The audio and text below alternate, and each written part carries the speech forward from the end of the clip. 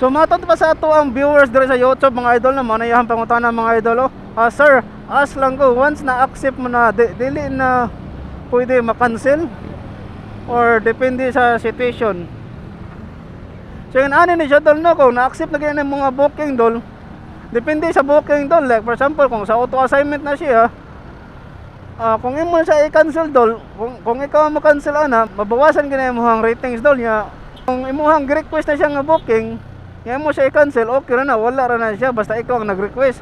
Pero sa auto gani, kung imo siya i-cancel, automatic na siya deduction sa imong ratings nimo kung inaana no. Imo siyang gi-request tapos dako kayo siya COD bitaw na magiuban na mga client na awahin na mo inform about sa COD.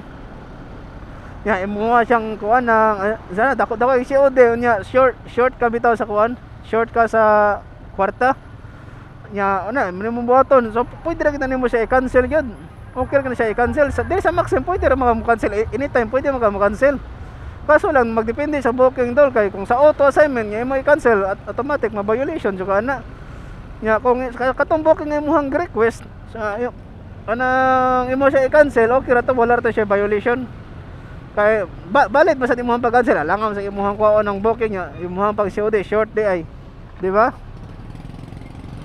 Diri sa Maxim dol duha mo gud ang klase nga booking gud na ay booking nga auto assignment bitaw kana bitang gion imong auto assignment bitaw ya na ay booking nga mulargo ra og sulod nga wala nimo gi-request. Sa mo na siya. Yang usa ka booking katong imuha siyang i-request kana bitang mangita kada sa apps niya mo na kana nga booking imuha siya imuha siya i-request. So mo na siya.